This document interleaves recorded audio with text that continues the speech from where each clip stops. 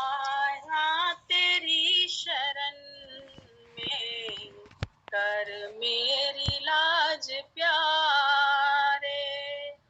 आया तेरी शरण में, कर मेरी लाज प्यारे। तेरी दया से पूरा हो मेरा काज प्यारे।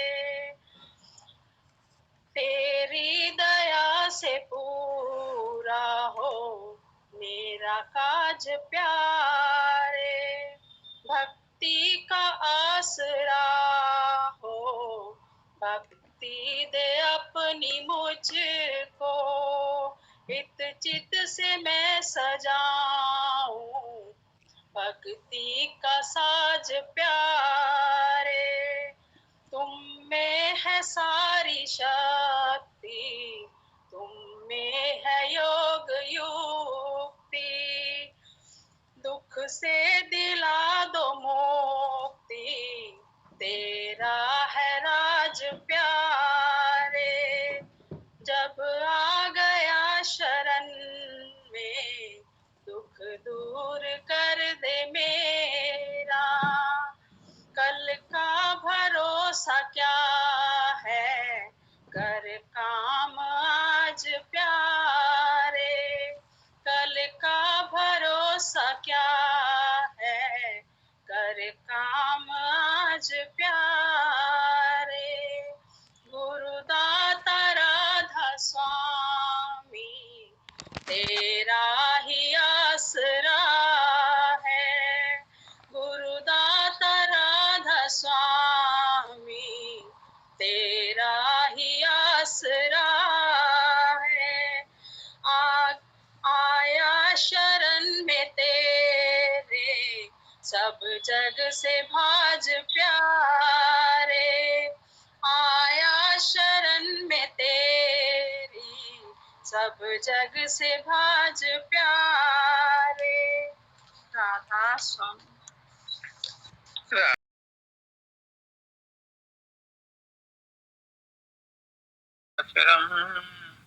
तत्पदं दर्शितं येन तस्मै श्री गुरुवे नमः। सर्वे भवन्तु सुखिनः, सर्वे सन्तु निरामयाः, सर्वे भद्राणि पश्यन्तु मा कश्चित् दुःखभाग् भवेत्।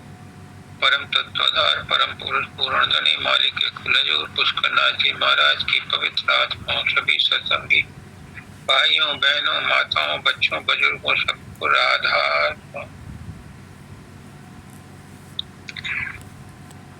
ये सही है जो वंदिता आचार्य वंदिता ने आज कहा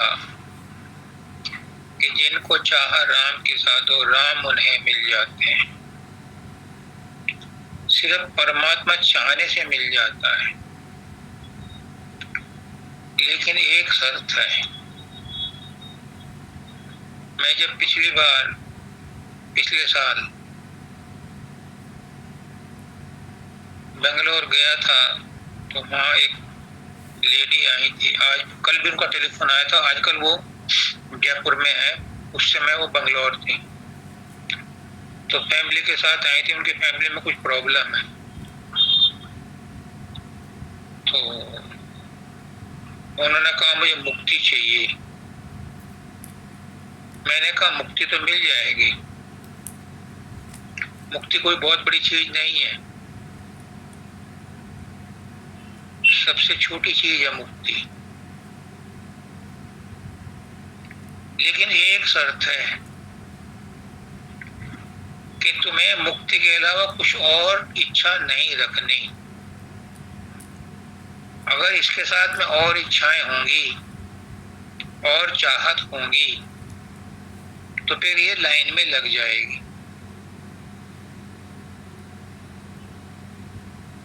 अब उसका इसके पास कोई जवाब नहीं था। उसके पास तो लाखों इच्छाएं हैं, लाखों शिकायतें हैं, लाखों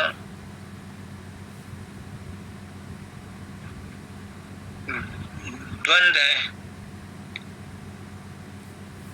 तो परमात्मा के मिलने में कोई दिक्कत नहीं है, बहुत आसान है, क्योंकि परमात्मा कहीं आसमान में नहीं बैठा है। जिस परमात्मा की हम बात कर रहे हैं, जिसको हम ढूंढ रहे हैं, जिसके लिए अथक प्रयास कर रहे हैं, शरीर को कष्ट दे रहे हैं, रात रात भर सोते नहीं हैं,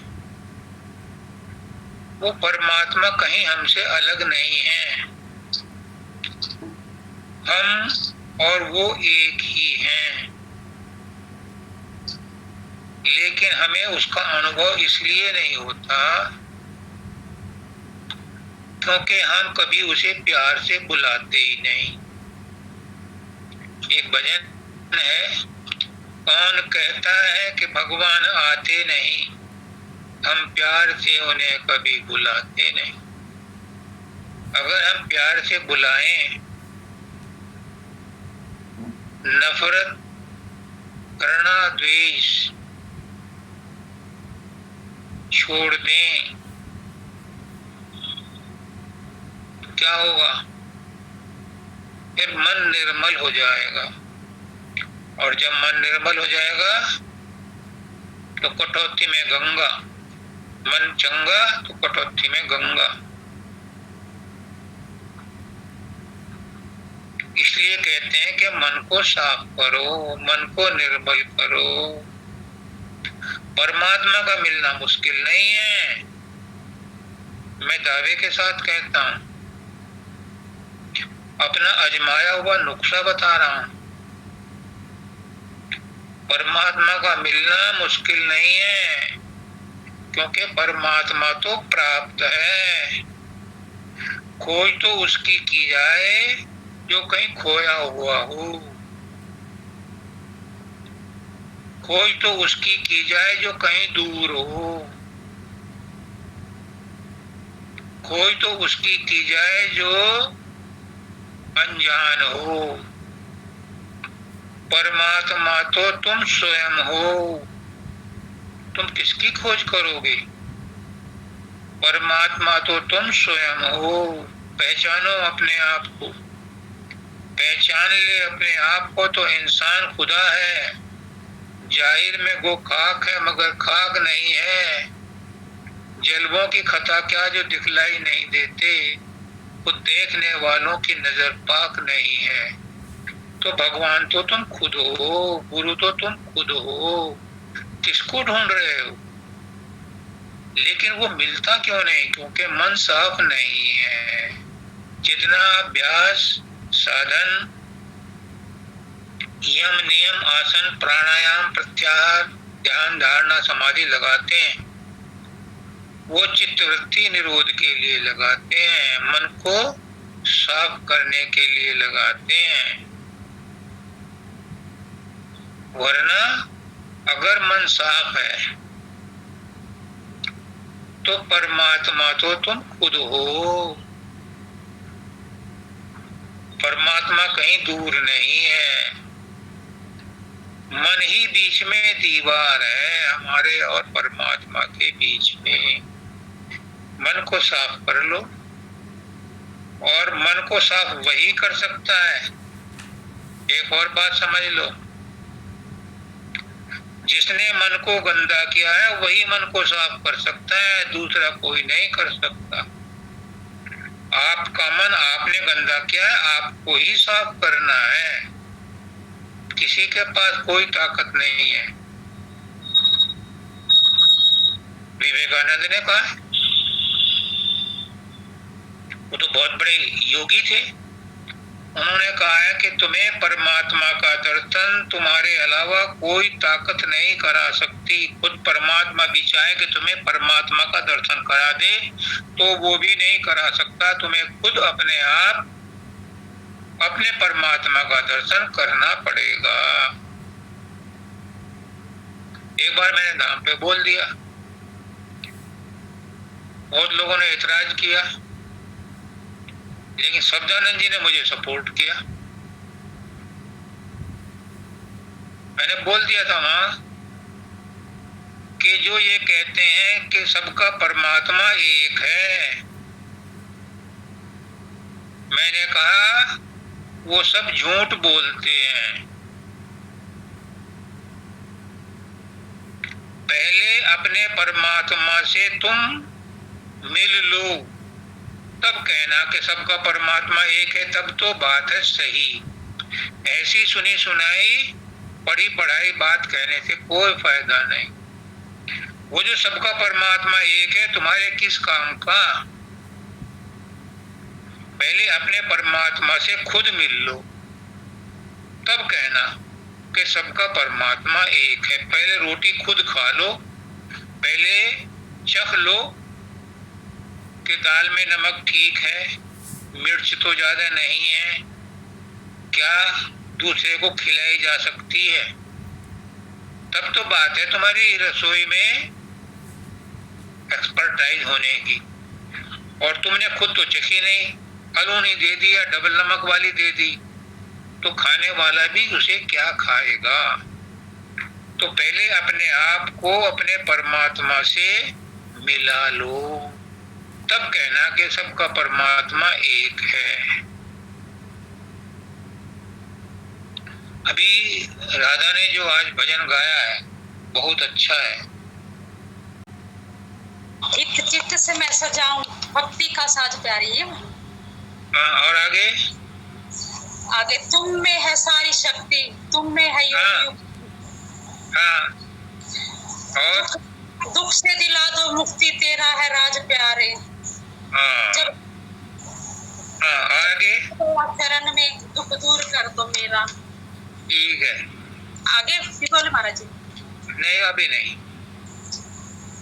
तुम में है योग युक्ति, तुम में है शक्ति, है योग युक्ति। गुरु में तो है, लेकिन गुरु कहता है कि तुम भी वही हो, तुम में भी वही शक्ति है।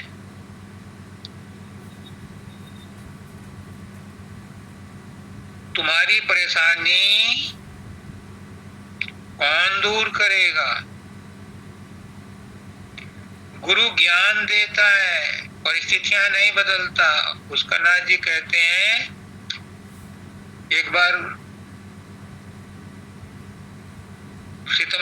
5 सितंबर का फंक्शन था, तो बहुत उमस थी। तो शेरा के सत्संगियों ने कहा, महाराज जी आप तो सब कुछ कर सकते हो, थोड़ी सी मेहरबानी करो, ये उमस कम हो जाए। तो उन्होंने कहा, गुरु परिस्थितियां नहीं बदलता, गुरु सोच बदलता है। ये महसूस करो कि इस समय जो भी मौसम है, जो भी परिस्थिति है, उसमें मालिक की मौज है। अभी उदय सिंह जी ने बहुत बढ़िया बात बताई कि गर्मी हो रही है लेकिन उसकी मौज है, उसकी इच्छा ऐसी है कि हम इसी में रहें, तो उसी में आनंद लो। उसकी हर बात में आनंद लो, हर बात में खुशी लो। अगर आपने घर में बाल बच्चों से, पति पत्नी से कहा कि मुझे तुम्हारी ये बात पसंद नहीं, तो किसमें कमी निकाली आपने? उस परमात्मा में कमी निकाली, और वो परमात्मा फिर तुम्हें आशीर्वाद नहीं देगा। इसलिए किसी में कमी मत निकालो, जो भी परिस्थिति है उसी में खुश रहो। उसकना जी ने कहा कि इस माहौल में, इस मौसम में, इस वातावरण में भी खुश रहो। जैसा उन्होंने कहा, थोड़ी देर बाद ही हवा ठंडी ठंडी चलने लगी। पॉजिटिव थॉट्स को खींचते हैं, निगेटिव थॉट को खींचते हैं। एक फारसी में कहावत है कि कबूतर के पास जाता है और बाज के पास जाता है। एक जैसी प्रकृति वाले एक साथ ही रहते हैं। और हमारे गांव में कहावत है, शक्कर खोरों को शक्कर खोरे और टक्कर खोरों को टक्कर खोरे मिल ही जाते हैं। यानी एक आदत वाले एक ही जगह रहना पसंद करते हैं। अब आप जो सोचो कि आप प्रैक्टिकली दिन में क्या करते हो, जीवन में तुमने अब तक क्या किया। क्यों कहते थे पुष्करनाथ जी कि चिंताएं मुझे दे दो, चिंताएं छोड़ दो, लेकिन कोई चिंता नहीं छोड़ता। नतीजा क्या होता है कि चिंताएं करने वाले को चिंताएं और ज्यादा घेर लेती हैं, क्योंकि एक ही विचार के व्यक्ति, एक ही विचार की सामग्री एक जगह ही रहती है। जो बीमारी के बारे में ज्यादा सोचता है उसको बीमारी ज्यादा रहती है, जो खुश रहता है उसको बीमारी नहीं आती है तो वो उस बीमारी को भी मालिक की मौज समझ करके टाल देता है, फिर वो रुकती नहीं है वहां बीमारी। ये प्रैक्टिकल है, ये स्वाभाविक है, ये प्राकृतिक है। आप आजमा के देखो, जब शराबी के पास बैठते हैं तो शराब पीने की आदत पड़ जाती है। तुम मार धाड़ की पिक्चर देखो, टीवी पे सीरियल देखो, तो लाजमी है कि घर में भी वैसा वातावरण क्रिएट हो जाएगा। क्यों? क्योंकि उन भावों ने, उन विचारों ने जगह बना ली है।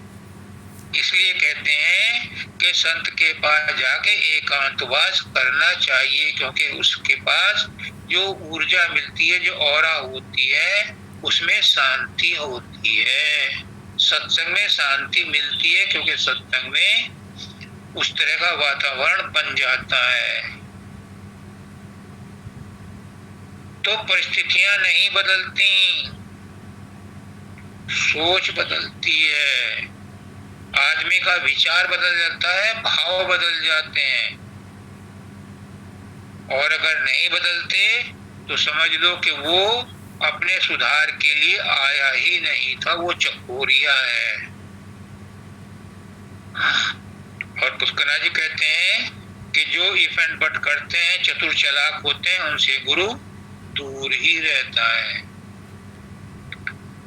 तो कहने का मतलब ये है कि अगर तुम्हें अपनी तरक्की चाहिए, अपनी उन्नति चाहिए, अपने दुखों से छुटकारा चाहिए, तो अपने मन में दृढ़ विश्वास करो। अपने मन को बस में नहीं कर सकते तो कम से कम इतना तो विश्वास करो कि गुरु मेरे साथ है। ये परिस्थितियां गुरु के द्वारा भेजी गई हैं, क्योंकि ये मेरे पुराने कर्मों का फल है जो मुझे ही भोगना है। तो क्यों ना मैं इसे खुशी खुशी भोगूं। अगर मैं रंज में या दुखी होकर के भोगती हूँ तो और नए कर्म बन जाते हैं।